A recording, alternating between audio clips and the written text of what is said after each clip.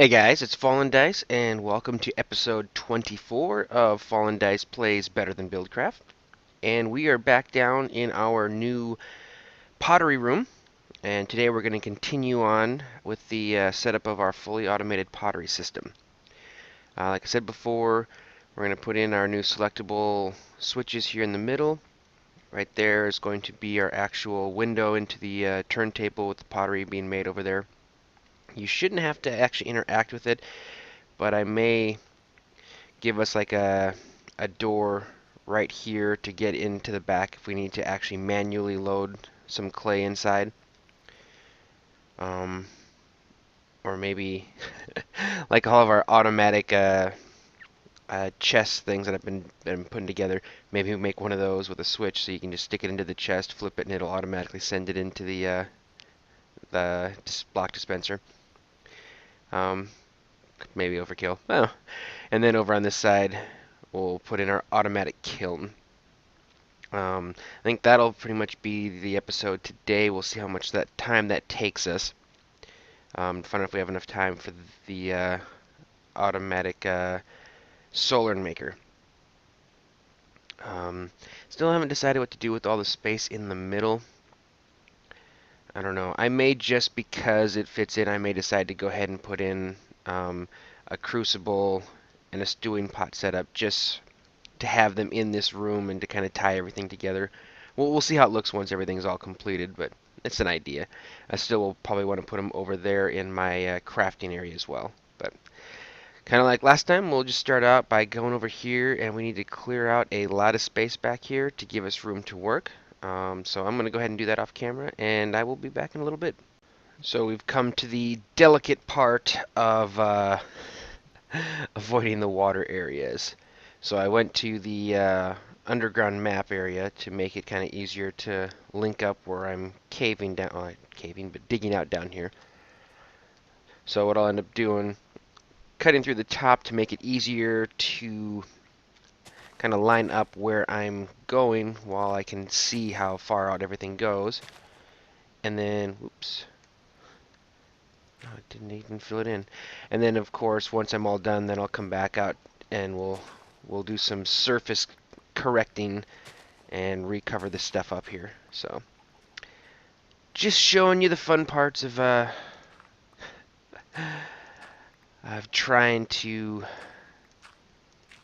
I guess you could say, fit the terrain to your needs. So I think I can almost.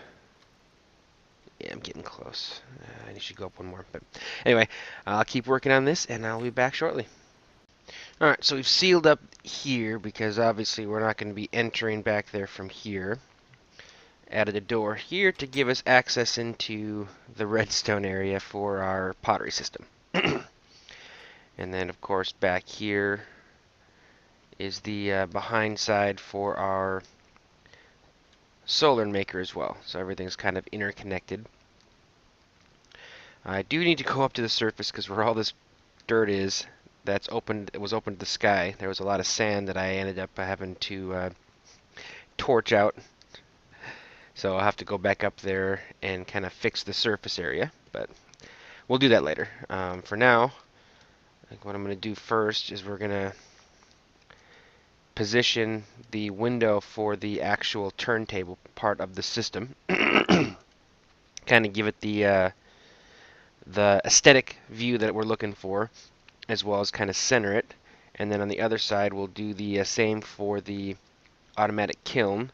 That way we know exactly how much room we have in the center, so we can kind of center our switches and give it a nice look to it. So I'm gonna go ahead, grab some materials, and then I'm gonna go ahead and probably do those real fast here. So I'll be right back. Alright, so here's the plan.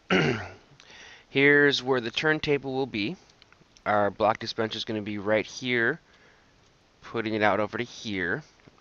This is going to be our glass window, so this section here will be in glass. So we'll have, like I said, the turntable here. Obsidian pipe will be right over here catching them, and then it'll be turning around and routing the pipe back over into our block dispenser with all the clay balls. And then our our sticky piston. I'm using a sticky, will be right here with a brick on it, so it'll kind of match the rest of the surrounding. Actually, I had that wrong. The block dispenser will be right here, and the sticky piston will be over here, and it'll push it over into the obsidian pipe waiting here, and the block dispenser will drop it back over here. Gotcha. So that'll be our viewing pane, and we'll have brick all the way around here, and then our switches can start about over to here, and it should be about the same size there, I believe. I might move it over one more.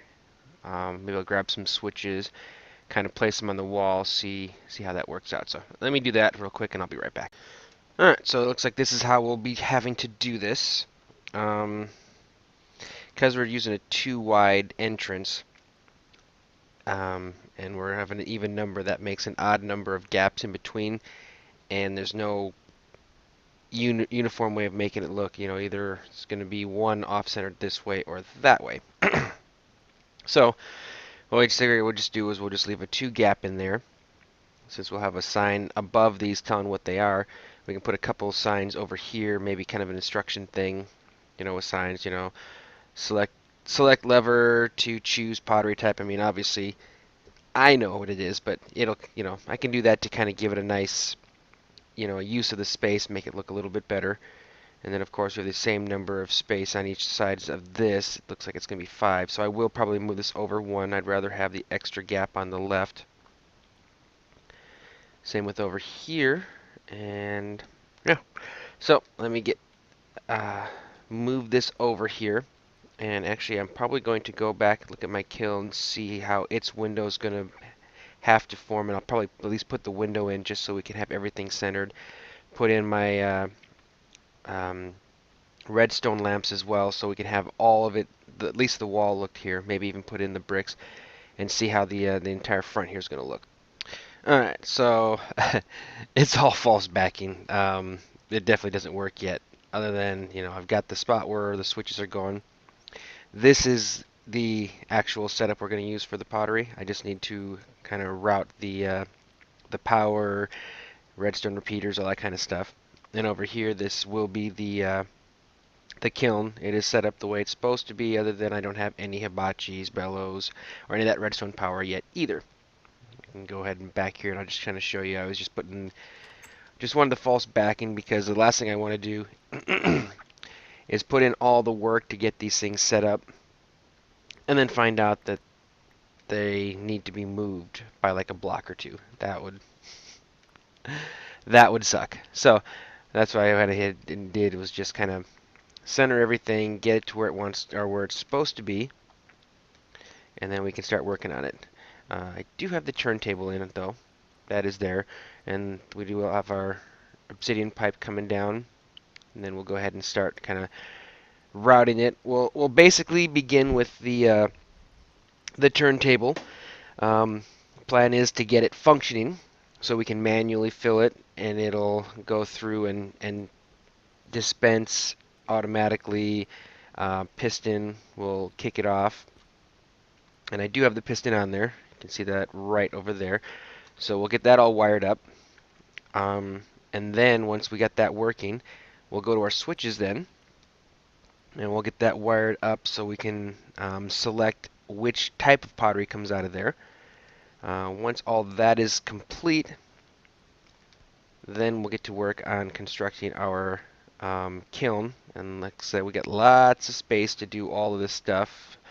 So it won't have to be cramped, and it'll also, I think, help to simplify the wiring. And I know I like to go for compact, but in a situation like this where I have lots of space and don't need to be compact on the wiring, it makes it simple, and I like that. This is the part that's compact, with the exception of, again, the switches, but that is more of an aesthetic thing to give us a simple ability to choose what we want, a visual indication to make it very obvious what we've selected, and then the compact of that's all the space the actual item takes up in our room, or at least the part of the room that we're going to be occupying. Same with over here, small part. So we got this one room which has our entire setup completely automatic, going from one part to the next part to the next part. And if we want, we can go back and look at all the stuff behind the curtain, so to say.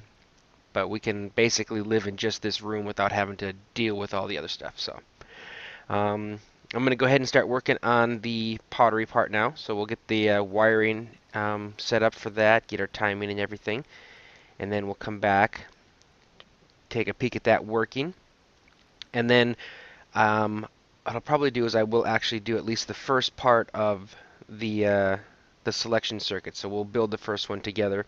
I do have my tutorial for that. In fact, I have tutorials pretty much for all the different parts of this, which I'll put in my description again. But I'll show actually us building one of these in case you're curious, because on the tutorial for the selectable part of this, I just kind of showed how it worked. I didn't actually build one, so we'll build one just to kind of show it in case there's any part of it that was hard to understand from watching it. Honestly, this is really all it takes for the pottery part. I don't know if you've watched my previous tutorials, but all we do is we take a redstone signal that comes in. It takes two paths. One path goes straight into our piston with no delays whatsoever. So with the single pulse, it will extend the piston and then it will retract the piston. And attached to that is our brick. And this is what will push the item that is completed or being made on our turntable into our obsidian pipe. The other part of the signal is inverted, so that when it's off, it's sending power to our block dispenser, which is what pushes out the clay onto the turntable. When we get our pulse that comes through here, after the piston has retracted and extended, it will remove power, but there will be nothing in front because the piston's already ejected our item off. And then shortly after, it will once again apply power, which will then put out a new fresh block of clay onto our turntable, and it will continue to go around as long as we need to. Right now I just have a button here. When we have our inputs done, they will all be on timing circuits, and depending on which one of those levers is pressed is how long the timing circuit on this will be, and that is how we'll be able to choose what different items we have. But again, this is a very, very simple automatic turntable ejection device for your pottery making. It doesn't take a lot for mats, and it's really simple to set up and understand. So the next part now will be setting up our levers to control the time. So the first part is we need to make it so that we can take all four of our signals independently down without interfering with each other, and then as well set up our paths. Alright, so most of these worked out the way I want them to. There need to be 3 gaps between, so each one is 4 apart. And we're heading down over here. There'll be the turntables, I believe, right here. But so yeah, got 4, 4, 4. Problem with over here is this is our kiln. So here, there, all those are going to be hibachis, bellows and everything. So I had to kind of go one more out to kind of make sure I don't interfere with that part of the setup, because that will be important for the kiln. So I don't think it should make a difference, other than it's going to make one part of this off by 1 block, which my OCD will probably hate beyond everything, which means I might just put all of them out 1 more just to line them back up again. And it would work without doing that, but you know, sometimes we do what we'd have to just to make our sanity appreciate it. So so yeah, so that's where we are right now. So I got a little bit more setup work to do, and then I'll be right back. Alright, so we ran our mechanical power, and the reason we did kind of go a little bit more in depth on this is we don't want to have this one turned off and affect the rest of these, so they all have to receive their own mechanical power. So how we do that, go over here and drop in. So we took the mechanical power all the way from over here prior to when it comes up to the turntable up there. And then it routed down underneath. And at this point, it goes down 2 blocks, and then it runs the length of here, and then these ones each get their power from underneath. That way we'll be able to put a couple of gears up to this point, and our turntable up at that point, and we'll be able to control all these as far as the timing goes. This part here may not be the final position for that one, just because, like I said, those 3 blocks right there are going to have hibachis, and I don't know if that's going to try and light my gearbox on fire or not. If it does, I will just have to run it back a little bit further, get it far enough away. And the important one is, this is an important one because this is kind of where I have my urn set up, so I definitely want to be able to use that. So we'll go ahead with it as it is right now, and just get the whole system working. And then after we get the kiln part going, then we'll kind of pay some close attention to this. So far, we got ourselves to this position now. Let's see, put those there. Did I have? Yep, I do. Okay. And this is where our turntable goes. So we'll go ahead and put each one of these inside here now. Actually, you know what? Hold on. I'm going to pause while I turn my particles up. I was just doing that to verify something. Give myself a little bit better frame rate while I'm building. Alrighty. Not super noticeable, but like I said, every bit counts, especially when you're building. I'm cool with, like, the frame rate's a little bit slower, and I'm crawling right now just because I don't want to fall off the edge. But a little slower, when you're looking at stuff, but when you're actually building, that's a little bit of a different story because you want your movements to be precise. And why am I doing that? Probably laughing at me over there. I actually want turntables. So we'll get that thrown in there. Pick that up.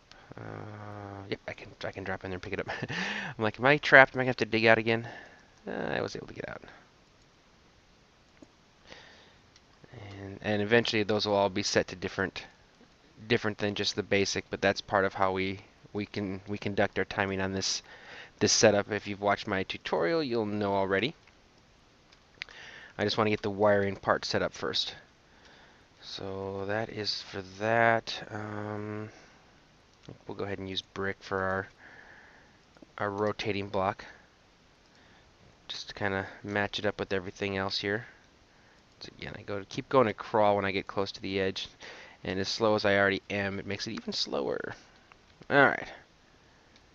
So there we go. We got our 4 turntables set up with the blocks going. Now the next part is going to be to set up our AND gate. And so for that, let's see, I think we can get rid of these for now. I don't think we're using our gearboxes anymore, at least for the moment.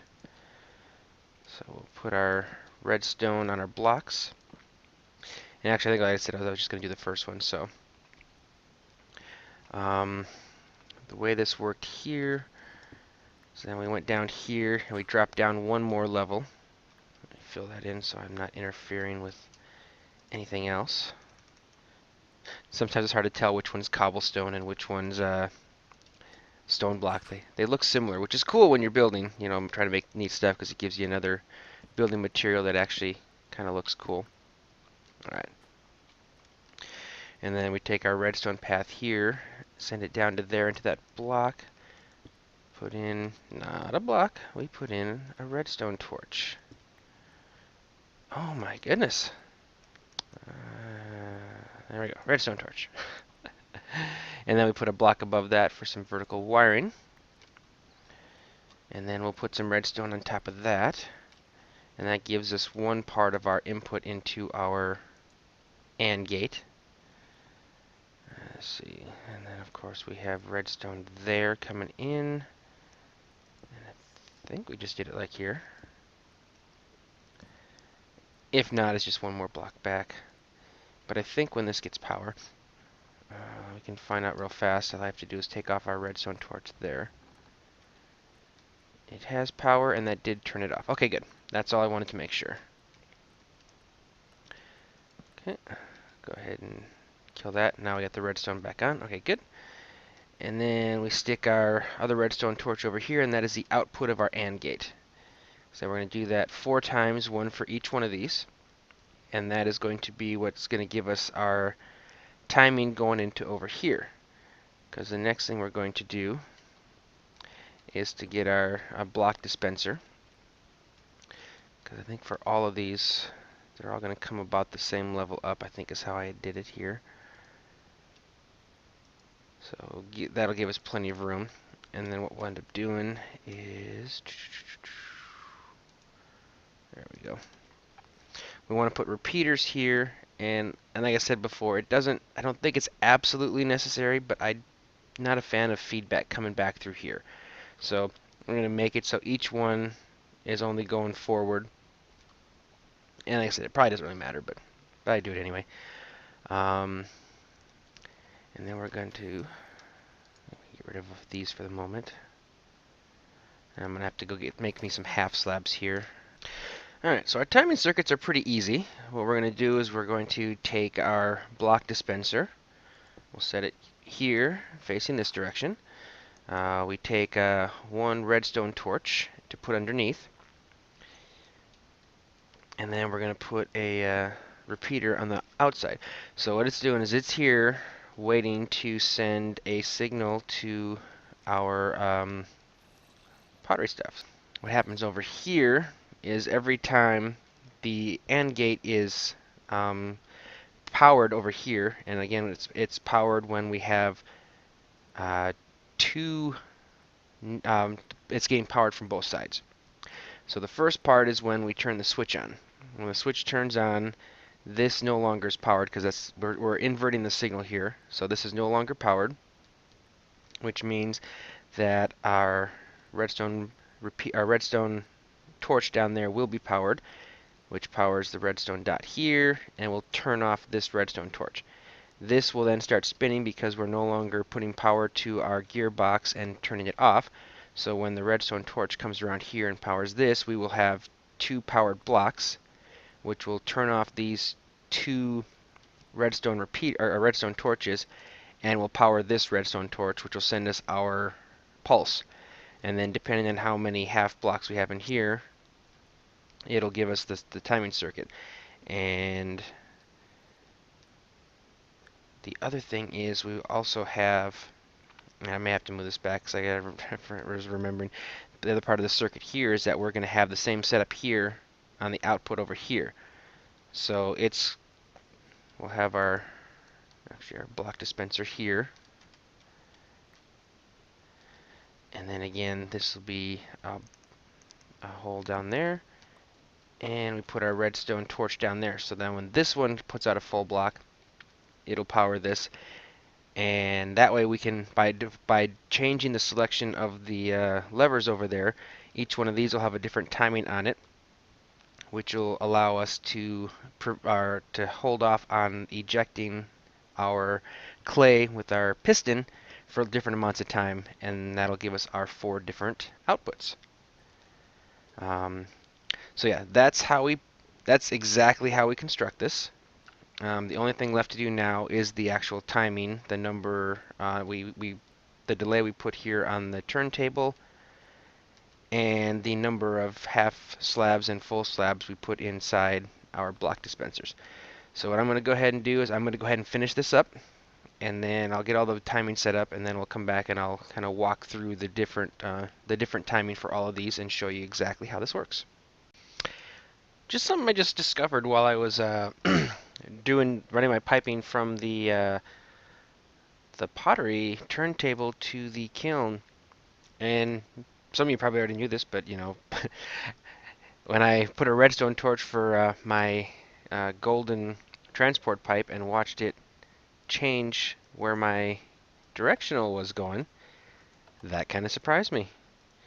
So something to kind of throw in the back of my head for future use, as far as being able to change the direction of stuff. Because you know how the gates will allow us to do a few things. One of which is it'll give you a true if you have no more room in a container. So if I have, a directional pipe coming down, down my system, and my container fills up, I can have it send a redstone signal back to the directional and have it divert it to, say, a lava pool. So once I fill up all my containers, it will automatically then divert any excess to be destroyed to prevent me from, getting a bunch of blocks just laying around, causing me issues. But that's kind of cool. I just realized that as I was, setting this up. So I figured I'd show you. But anyway, almost done here. So I'll be right back, and we'll be able to test the whole system. Well, at least the whole pottery part of it. So be right back. All right. So a few quick adjustments. Number one, there is no block dispenser on this part of the timing circuit. Whenever these timings are done, it triggers it. So I took that out. Second, instead of having this in a straight line over here, because without having this block here, none of the other ones would have been able to power anything. We pushed it one block over, so when it pops out, it powers the line this way instead of that way. That way, regardless of which one gets powered, it'll make it all the way across. We also put in some glass blocks to make it easier to maneuver around in here. All of these are currently in position and work properly. We also have our piping in now. Piping, sorry. So the obsidian pipe is right on the other side of these. It comes down, comes back up. Right here we have a diamond pipe. If any clay comes through, clay balls, they get rerouted back here and right back inside. And like right now we actually have 21 clay balls inside there. Dark Phoenix, one of my subscribers, informed me that you don't need a crafting table unless it's all the way stocked full of clay blocks, in which case then they would have to be clay blocks to fit in. But the block dispenser will actually put the clay balls out as a clay block once it gets to them. Anything else will come up here. I've got powered golden transport pipes all through here to keep it moving along quickly. Comes over here and goes into our block dispenser for our kiln. So these will automatically be fed into here, so there's no touching, no muss, no fuss, no muss. But yeah, it'll automatically feed into the next part of the system, which of course I haven't done yet. That'll be the next thing I do. But that is automatic, and then again the output of there will route straight into our storage. So we'll show this really quickly. Also, I put this in over here, and the whole purpose of this is when you shut one of these down, it will still have some clay on here, and it will just keep spinning and spinning until it turns into 4 clay balls that just sit there. So I kind of came up with a simple eject button to use at the end if you don't actually run out of clay when you're doing this, and that'll just clean the table. So if something kind of gets left down there, it'll clean it up for you. So we'll start with the crucible first, and the timing on the crucible, the turntable is at the fastest setting, and there is a solid block and 2 half slabs in the timing circuit, and that will give us our crucibles. So we'll turn you off, and like I said, you have the clay block on here. So what we'll do is we can wait till we get to something we want, say the urn, and when it gets to that point, we just hit the button and it'll eject what we want. So the next one is our planter. And again, if you watched my tutorial on my new pottery setup, which is what we put in here, you've seen me go through all these, but just in case, I'll go ahead and run through all these to show you that the system is working as intended. So crucible's done. Now we're on to planters. There's our planter, and there we go. We'll just go to the next one real quick, just to try and save time on the video. Next is vases. So the first one, since I didn't actually clear the system, I'm not sure what it'll end up at. Just whatever the timing circuit for it. You might actually get an urn out of it. Yep. But now this one will actually give us the vase. So we'll watch that for a second. And I still have to do the floor yet, but I figured with all the work I have to do on the kiln yet, I'm just wait on that one until, oops, I'll just wait on that until after I'm completed with my kiln, so I don't have to re-tear anything up or not. One thing I did notice is be careful not to hit that twice real quickly, because a couple times when I hit it back to back, it ended up being extended out and sucked into the block dispenser, which kind of can be annoying. So just make sure you just hit it one at a time, give it a sec for everything to clear before you hit it again. Alright, and our final is our urn. Oh, and timing wise, like I said, the crucible, the turntable's on the fastest setting. All of the rest of these, the turntable is set to 2 as opposed to the fastest setting. So it's like 1 tick up on there. So it's not super slow, but it's a little bit faster than what we have on the crucible. And then the block dispenser for the planter has the same as the crucible, but it's got the faster turntable speed. So it's got 1 solid block and 2 half slabs. The vase has 1 solid block and 3 half slabs, and the urn has 1 solid block and 4 half slabs. So we'll watch this real fast, verify we're getting our urns out of here, and then we'll go ahead and shut her down, and then we'll get started on our kiln, the next part of this. There we go. So our automatic selection for all of our different items is working perfectly now. Go ahead and eject this again. Now we just got to get our kiln working. But so far, this is coming along really nice. I really, really like this setup. So anyway, I'm going to do a little bit more work, and I will be right back. Alright, so the first part is done, and that is the flameage. So I've got a switch here which controls the hibachis and the bellows. So in one position we'll have the hibachis turned on and the bellow cranking to stoke the fire. In the off position, obviously they will all go off. So take our signal from there, comes down to here, takes 2 paths. The path over here is for the turning everything off, I should say, sorry. The turning off the bellows. Took me a sec there. So it comes down the stairs, goes around. We're using a repeater to prevent feedback, and it comes right into here, and it will turn off the gearbox, which will stop the bellows.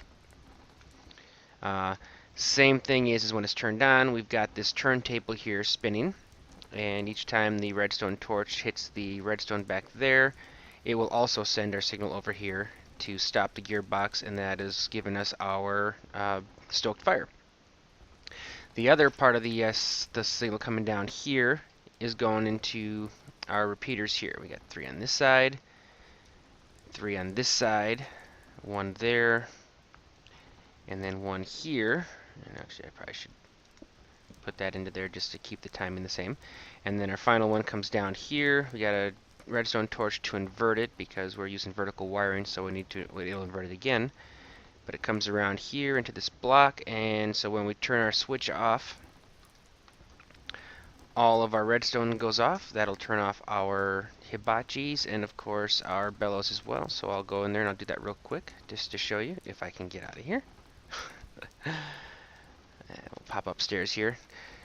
Definitely got a lot of stuff going on when those are working.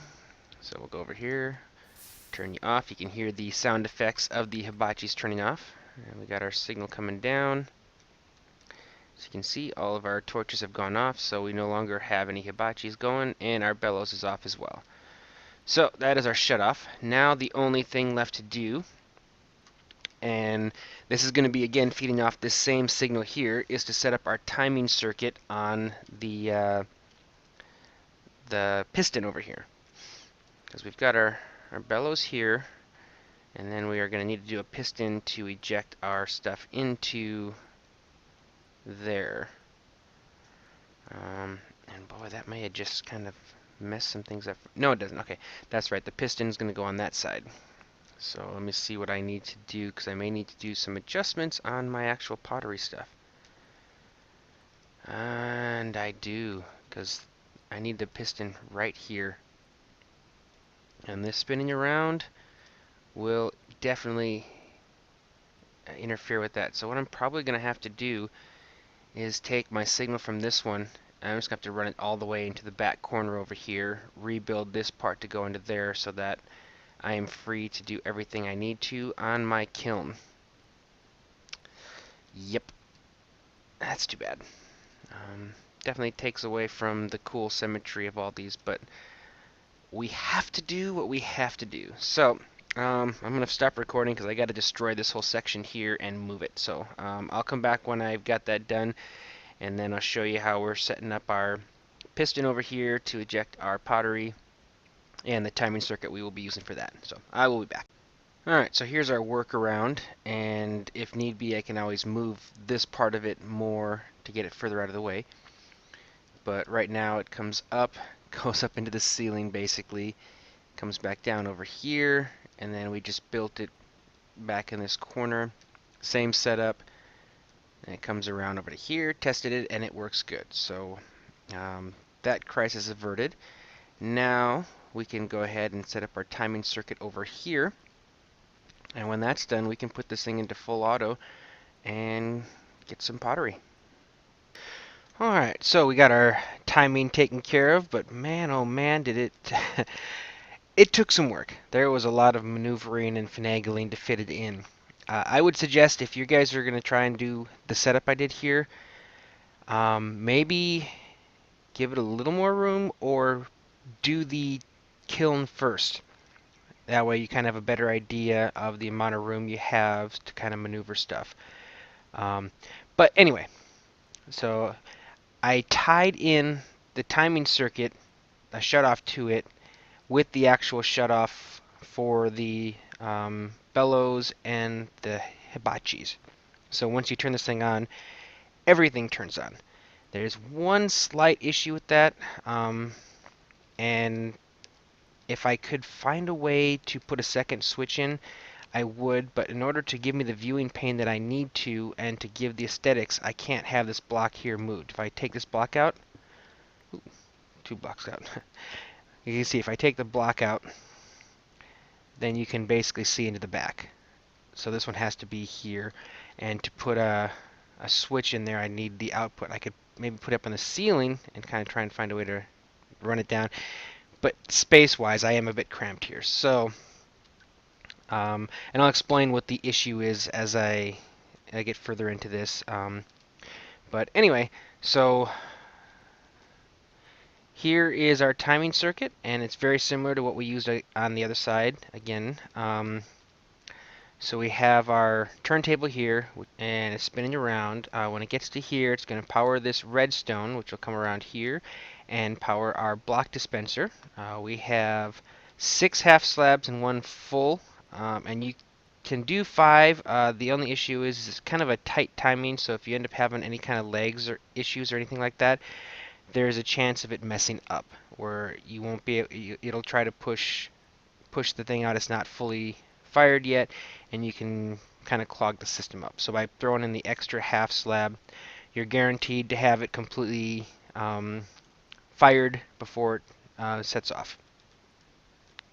So again, like normal, when the full slab comes out, the torch down here powers the block, which will send power over here. First part of the signal goes into this sticky piston, which will push our brick to eject the fired pottery out into our obsidian pipe, and then from there it'll come down to here and into our routing. And the reason why I'm using the sticky piston in there is because we need to have the 4 sides of the kiln for it to become a kiln. So I'm using the back instead of the side, so we can use the block dispenser on that side. And here, I'll just run and show you real fast. Again, all this kind of stuff is explained in my tutorials, but so yeah, we got it on the top, the right, and the bottom, and instead of on the left side, which you normally used to see, it's on the back. And as far as Minecraft's concerned, that is still acceptable as a kiln, and it will actually fire. So the second path is going to come over here, power this block, inverted into this redstone torch, so we're always powered over here except when this block is out here and charge the line. Once again, we have, this time I use 3 repeaters, just because I'm making sure I don't have any effect from the turntable on I believe this is coming from the planter. But yeah, so what I did is instead of 3 at 2 full ticks, we've got 3 ticks, 2 ticks, and then 1 tick. It evens out. It basically comes to the same thing. And I might have even gone like 1 extra tick once again because I was having that issue when I turn it off. And I will explain that.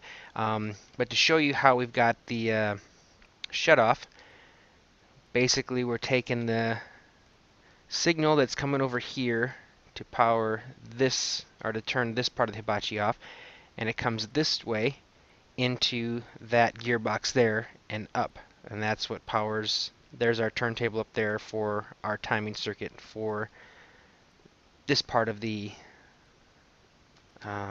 setup for the timer. Sorry, for the timer for the kiln.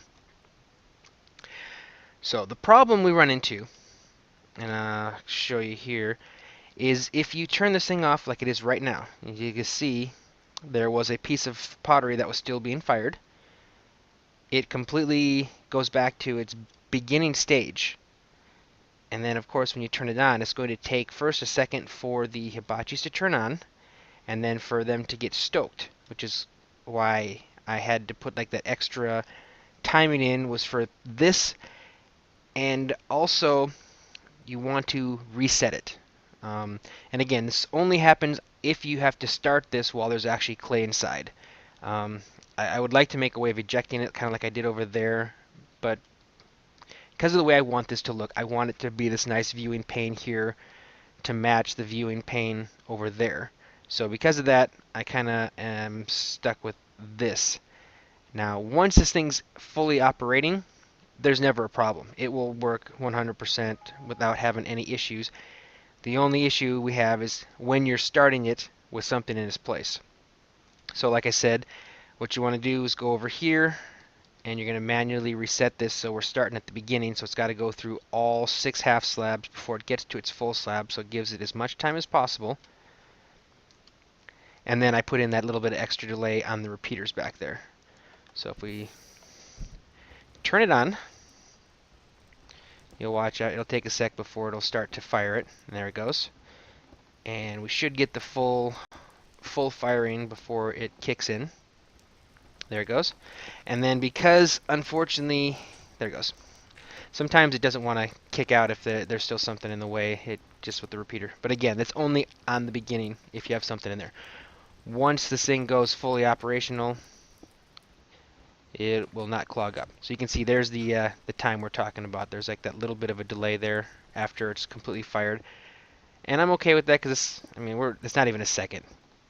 With each one, well, maybe 2 seconds. Oh, it seemed like even more that time. But always when you're recording, it's like, oh, it only takes like a second or two, and then all of a sudden that time you'll get some weird lag glitch or delay, and it makes it look like it took longer. But yeah, as you can see now, it's fully functioning. Now if I go over here and click on urns, this thing will start to run. It'll go through its initial state before it'll send out its first block. And there we go. And then once that starts dropping them into there, they will come all the way across the ceiling into the dispenser block over here, and then they will continue to get fired. And at the moment, I have everything going into here. When I finish up with my prettying this area, I'll go ahead and route that actually over to the racetrack over there, and then we'll be able to start just storing them automatically. The only thing I'll have to do here is refill clay once I completely run out of clay. Up until then, it'll be fully automated. It's going to keep recycling the clay balls, automatically firing, storing them over here, and yeah, that is our setup now. So I don't think I have the time to tackle this yet. So that will be, I think I'll make that our next episode. We'll go ahead and do our solar part of this facility using, again, Renevo's soul-sucking urn design. And at the same time, then we'll probably go ahead and we'll finish the decorating of the inside of this room here. I'm probably, like I said, going to put in like maybe some crucibles and some stewing pots over here, switches to turn them on and off, just to kind of go with the aesthetics of this room, just because it is a large room, and we don't want, really want it empty.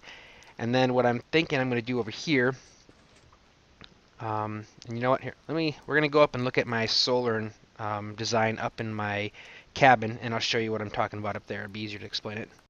Alright, so here's our soul urn design, and because of how we're doing it, we're going to be using the piping instead of hoppers for catching the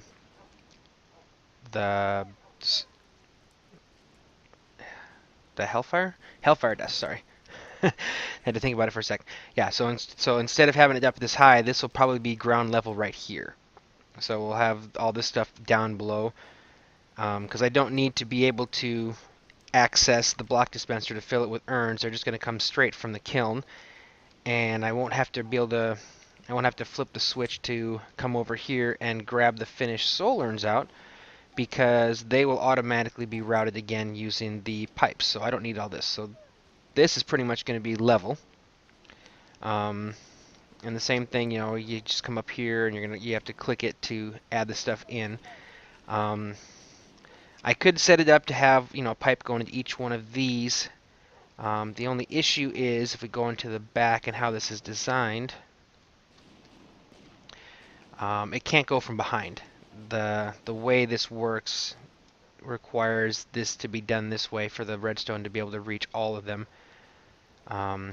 They're basically, this is the wall I was next to, and they're basically on the other side of that. So I can't come in from behind. It's got to be from the side, and I just don't think that would look as good. I don't want to see a bunch of pipes coming through on the side there. I like the way this looks. So what I will probably do is we'll make it a little bit wider. Oops, I fall down. We'll make it a little bit wider because we got the size of the room. We can go to another one over there, and we'll stack chests, at least a couple stacks of chests over here and over there, and that's where we will route our ground netherrack, so that when you come up here, you basically just, well, we're not going to have to come upstairs because again this is going to be level, so you just basically walk up, right click the chest, put them all in your inventory because it'll be in there from being ground in the mill, and then just click each one of these and shift them inside. So yeah, that will be the plan over there. So that we'll do that in our next episode, and then we'll do some decorating downstairs. This here will just be a monument, a museum monument of the way of my original design. And I'm so glad I don't have to come in here anymore to grind stuff. Oh, that was so annoying. Did I leave it on? I think I did. See if it shuts off. Yep.